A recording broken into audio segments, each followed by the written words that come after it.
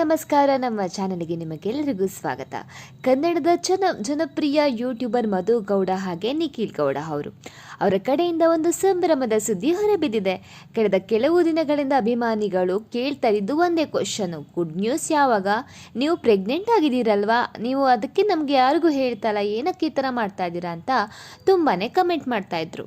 ಈಗ ಅವರು ಒಂದು ವ್ಲಾಗ್ ಮಾಡಿ ಸಂತಸನ್ನ ಹಂಚ್ಕೊಂಡಿದ್ದಾರೆ. ಆ ವಿಡಿಯೋದಲ್ಲಿ ಏನಿದೆ ಅಂದರೆ, ಈ ಎಲ್ಲದರ ಆರಂಭವಾಗಿದ್ದು ಜನವರಿ 1ನೇ ತಾರೀಕು, ಅಂದರೆ ಹೊಸ ವರ್ಷದ ದಿನ. ಮಧು ಅವರು ಮನೆಯಲ್ಲೇ ಪ್ರೆಗ್ನೆನ್ಸಿ ಟೆಸ್ಟ್ ಮಾಡಿದಾಗ ಅವರಿಗೆ ರಿಸಲ್ಟು ಸ್ಪಷ್ಟವಾಗಿ ಗೊತ್ತಾಗಿಲ್ಲ ಅಂತೆ. ಅದು ಲೈನ್ ಡಾರ್ಕ್ ಆಗಿ ಇನ್ನೊಂದು ಲೈನು ಲೈಟ್ ಆಗಿ ಬಂದಿತ್ತು. ಇದರಿಂದ ಮಧು ಮತ್ತು ನಿಖಿಲ್ ಇಬ್ಬರು ಸ್ವಲ್ಪ ಕನ್ಫ್ಯೂಷನಲ್ಲಿ ಇದ್ರಂತೆ. ಇದು ಪಾಸಿಟಿವ್ ಹೌದು ಅಲ್ವೋ ಅನ್ನೋ ಆತಂಕ ಅವರಲ್ಲಿತ್ತು. ಆಮೇಲೆ ತಕ್ಷಣ ಮಧು ಅವರು ಡಾಕ್ಟರ್ ಫ್ರೆಂಡ್ಗೆ ಕಾಲ್ ಮಾಡಿ ಹೇಳಿದ್ರಂತೆ, ಇದು ಅಲ್ಲಿ ಪ್ರೆಗ್ನೆನ್ಸಿ ಇರಬಹುದು, ಕನ್ಫರ್ಮ್ ಮಾಡ್ಕೊಳ್ಳೋಕ್ಕೆ SCG ಬ್ಲಡ್ ಟೆಸ್ಟ್ ಮಾಡಿಸಿ ಅಂತ ಡಾಕ್ಟ್ರು ಸಲಹೆ ನೀಡಿದರು. ಆಗ ಅದೇ ದಿನ ಅವರು ಹಾಸ್ಪಿಟಲಿಗೆ ಹೋಗಿ ಬ್ಲಡ್ ಟೆಸ್ಟ್ ಮಾಡ್ಕೊಂಬಂದಿದ್ದಾರೆ. ಈ ರಾತ್ರಿ ಇಬ್ಬರಿಗೂ ಸರಿಯಾಗಿ ನಿದ್ದೆನೇ ಬಂದಿಲ್ಲ ಅಂತೆ.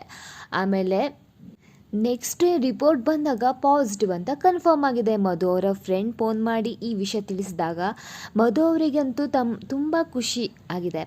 ಫೋನ್ನಲ್ಲೇ ಭಾವುಕರಾಗಿದ್ದಾರಂತೆ. ನಿಖಿಲ್ ಕೂಡ ಅಷ್ಟೇ ಎಮೋಷ್ನಲ್ ಆಗಿ ಆ ಕ್ಷಣನ ಅನುಭವಿಸಿದಾರಂತೆ.